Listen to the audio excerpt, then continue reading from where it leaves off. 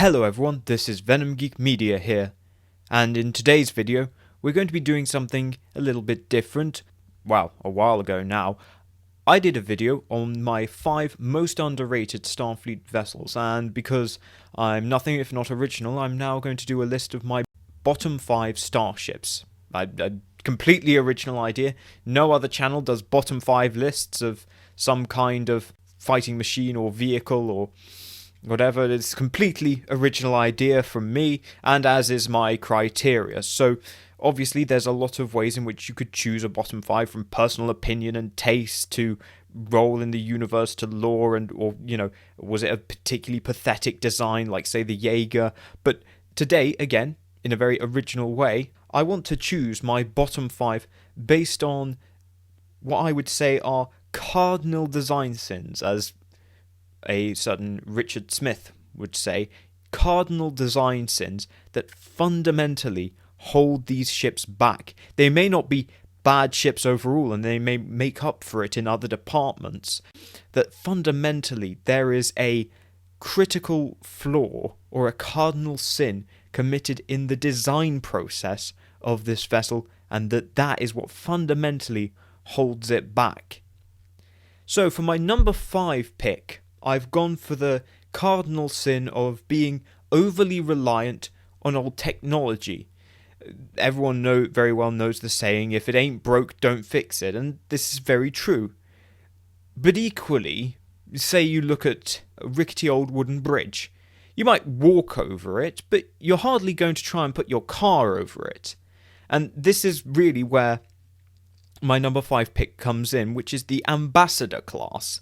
Now, I'm going off of this on the basis of Triangulum Audio Studios lore that he has created for the Ambassador, because I think it's a very interesting one, and and I can't exactly sniffle at fan canon that I think a lot of people quite like. I've made plenty of fan canon myself, and what he says in his story is that what ultimately undid the Ambassador was that it was reliant on duotronic circuitry. These are the same duotronic computers that they were using on the original Enterprise back in the 23rd century. And now they're trying to use it on the significantly larger Enterprise C in the 24th century. Now, on one level, that you might forgive this sin a little bit because they didn't realise the limitations of duotronic circuitry, but that simply wasn't the case. Excelsior's computers were already pushing the very limits of what could be achieved. I mean, several times the computer system on Excelsior, particularly when it was running its transwarp experiments, would crash because the computer had too much flight control and automation to contend with. And that's even more so on the Ambassador class. It's far bigger than the Excelsior, while only having a slightly larger crew. And therefore it requires significantly more automation, and it's just ultimately asking too much of the duotronic system. And of course this results in the initial launch of the Ambassador to be a complete disaster. What they are doing is they are trying to use a 23rd century operating system to run a 24th century starship. It'd be like trying to run very modern computer program on a Windows 95 system. You're simply not going to pull it off. And really, as a result, they should have waited for a newer, more capable technology that would come along. And it wouldn't take long before isolinear technology did come along and eventually would be refitted in. But they could have saved themselves a lot of trouble and embarrassment if they had just been patient and waited for the technology needed to become available. They had an ambition which was fundamentally beyond the capabilities of that technology, and that is why the Ambassador is number 5 on my bottom 5. Now, on the other hand, you have the other end of the spectrum, which is being too reliant on immature technology, and this is something that the Intrepid class does dreadfully. Now, again, the Intrepid, much like the Ambassador, is an excellent ship, particularly once these technological issues were ironed out and more mature technologies were incorporated. But fundamentally, there are all these systems that are incorporated into the Intrepid, which are not actually mature yet, and where there's a lot of problems that have yet to be ironed out. And yet they push ahead with it and create a ship that is reliant on technology that they don't fully understand the limitations of yet. So you have the bioneural gel packs, where they can get sick, and they don't have a backup computer system like later ships like the Sovereign would. It has a new warp core, which is, again, very powerful, but it's also very complex. They have variable geometry nacelles, again, that has numerous benefits, but there are a lot of drawbacks. First and foremost, it's a moving part, and a lot can go wrong with moving parts, and they don't have a fallback. Lots can go wrong with this kind of design, and because you're throwing all of this novel, exciting new technology, which, absolutely is worth developing and investigating, but you're packing all of this experimental tech into one ship and hoping that it goes right. Inevitably, it's not going to go right. There are going to be problems, and the result is that the ship is really held back in a lot of respects. The Intrepid was not produced in particularly great numbers because of its cost and complexity and its unreliability. As a frigate, instead, what would actually serve as a frigate during the Dominion War was the New Orleans, which was older and more reliable and pretty much filled the same role. But of course, it isn't as good as the Intrepid. It wasn't as up to date as the Intrepid. But the problem for the Intrepid was that it was too up to date for its own good. Ultimately, the designers of the Intrepid invested too heavily in the promises of new technology, and for that reason, it's number 4 in my bottom 5. Now, I don't want you to think that I'm just going to be bashing Starfleet or all of your favourite hero ships on this list, and we are going to cover some aliens. In fact, number 3 is an alien ship. Now, my cardinal design sin number 3 is to create the right thing for the wrong occasion, the right ship for the wrong war, and this is something the Cardassians committed with the Nutella. The Nutella was their frigate or light cruiser of the early 24th century, and it was a very exciting design when the Cardassians built it. It was built off of the back of their experiences in the Tellarian Wars. Now, in the Tellarian Wars, the Cardassians have lots of large, powerful missile cruisers, which are very effective. The Tellarians cannot engage them head-on, but the Tellarians are very clever, and they wait till one ship gets isolated and they overwhelm it with greater numbers. Now, eventually, a change in tactics by the Cardassians leads them to victory. But those experiences had a lot of influence on Cardassian designers, and this is what led to the design of the Nutella, which was really designed to counter this kind of hit-and-run sniping attacks that the Tellarians were doing. And the Nutella is an excellent ship for fighting Tellarians. It has a single spiral wave disruptors, a few ordnance launchers, nothing spectacular, and mostly relies on more primitive particle cannons. Tellarian ships are paper thin, they don't need anything more powerful, and as a result it would have been great at hunting down and destroying these little Tellarian ships. The problem is that the enemy you just defeated is hardly going to be interested in giving you another go, particularly when they were defeated as badly as they were.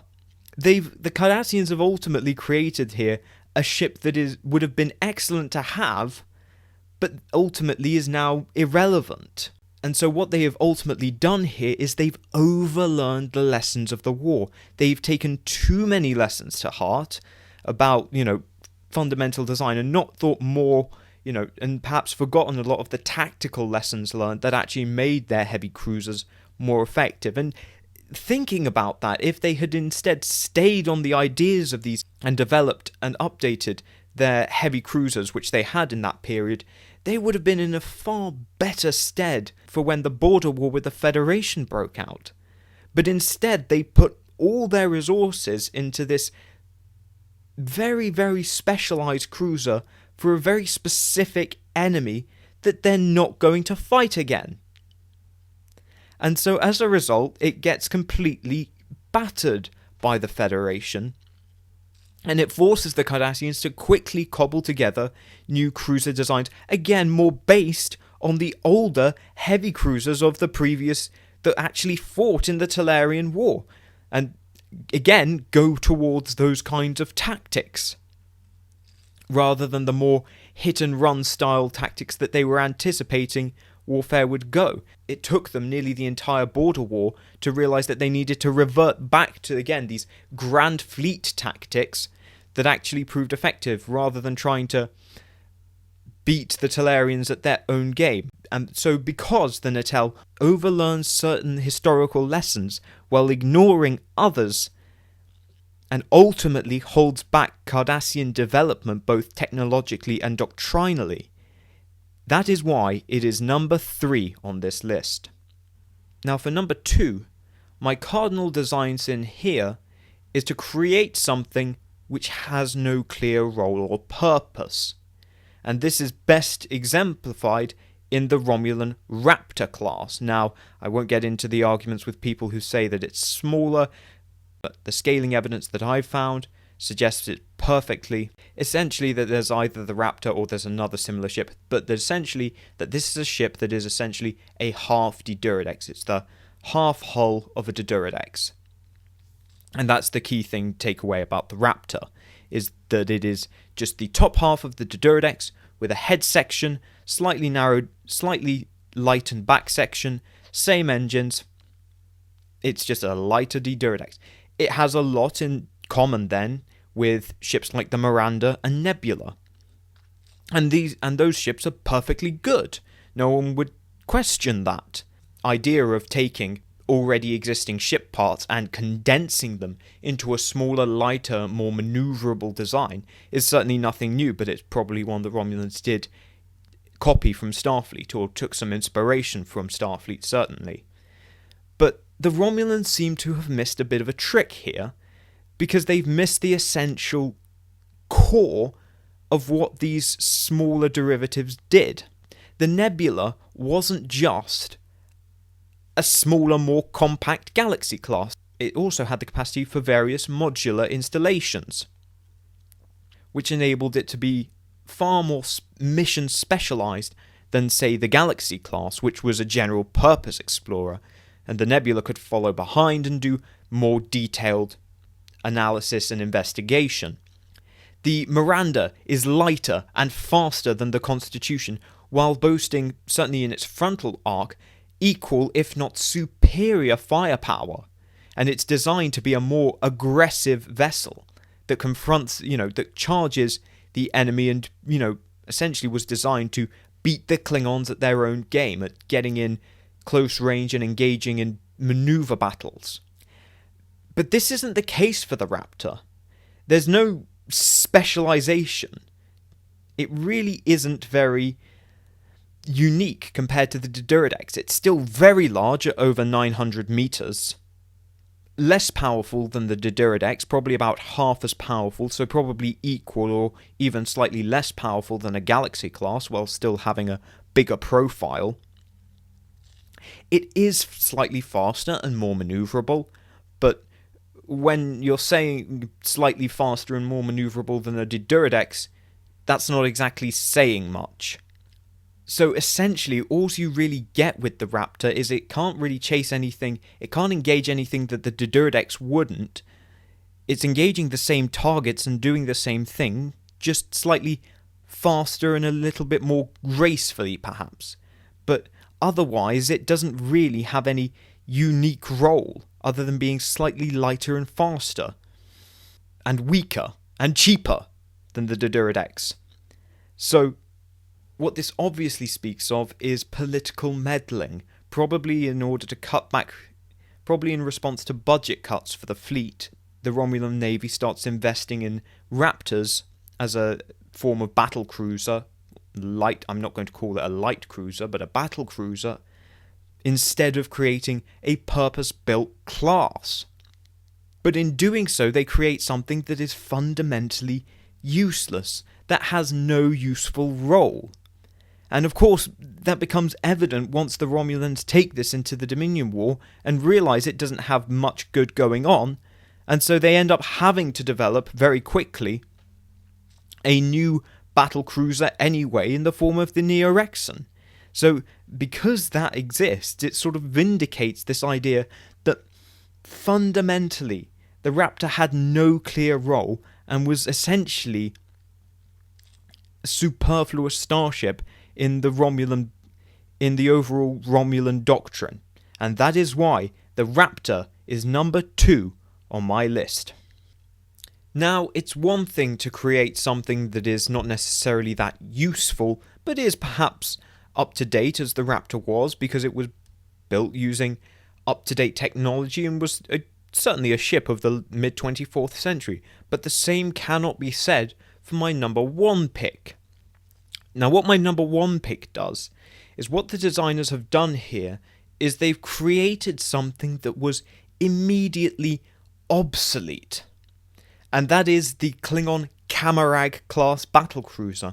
Now, on the surface of it, the Camera looks perfectly good, except when you realise it was being built at the exact same time as the Ambassador class and the Romulan Vamalak. And when you look at it in that sense, suddenly the Camera really comes up wanting. Now, it's fair to say that the Klingons had had a bit of a rough go of it the past 30 years. But in any case, that still doesn't perhaps excuse what we end up with here. So with the launch of the Ambassador, the Klingons really start to realise how far behind they are technologically speaking. They're still essentially running a fleet of Katingas, which compared even to the Excelsior were pathetic, frankly, and just infinitesimal compared to the Ambassador. So the Klingons rightly conclude that they need a new battlecruiser, just even stay in the game of modern starship design. Now, in order to do so, they get together basically a group of new technicians and also some of the old technicians who had designed the Katinga and were back in the 90s in the process of designing the D8, and they get together and start working out a new class. And the Camera is the result, and this is why you can see certain 24th century elements like the more smooth curved hull shape and the Bussard collectors, while still seeing a lot of the distinctive elements of the D series like the ball head and the bridge section. But fundamentally they've created something that is, because they've essentially based it on their ideas of a D8, it's already obsolete at the time of launch. The D8 was going to be something to rival the Excelsior. The Federation is already a generation ahead of the Excelsior. The Camera would have frankly struggled against Excelsior and the Romulan Nova-class battleships, if you look at it in a size comparison. And for the Klingons, that wouldn't have been so bad, particularly back in the days when they were in the game of having superior numbers. But they're already getting outnumbered by Starfleet, and they probably will be outnumbered by the Romulans. And they're creating something now that is a generation behind the rest of the major powers. The Romulans are launching the Vamalak. The Federation have launched the Ambassador. These are big, powerful cruisers. And here the Klingons are with this half 23rd, half 24th century battlecruiser that doesn't really succeed in putting them back in the game. If anything, the Camera is the embodiment of just how far behind the Empire has fallen in just a few decades, and how really they don't have much of a say in the modern Alpha Quadrant. Now, of course, this will change later, but fundamentally, at the time of launch, the Camera was frankly an embarrassment for the Klingons. And because it was an embarrassment for the Klingons that demonstrated just how far behind they had fallen, that is why the Camera is number 1 on my bottom 5 starships. Thank you guys for watching. Let me know what your thoughts are in the comments below. I'd like to thank my members, including my commanders, David Reeves, Martin McConville, Jeff Hallam, Captain's Quarters, Miami Jules, Chase Rector, PQSK, Philip Ty with 1L, and I'd like to welcome Tully DT and Bird Monster to Commander tier, and thank you to my Centurions, Nathaniel Mead, Arian Fulton, Pendleberry, BOS Domestic Disputes, Adam Bowman, and John Nicole, and I'd like to thank all of my sub-lieutenants, and thank you guys for supporting the channel. It really helps, and if anyone wants to support the channel, they can click the join button below to become a member today. Thank you very much, and I'll see you guys in the next video.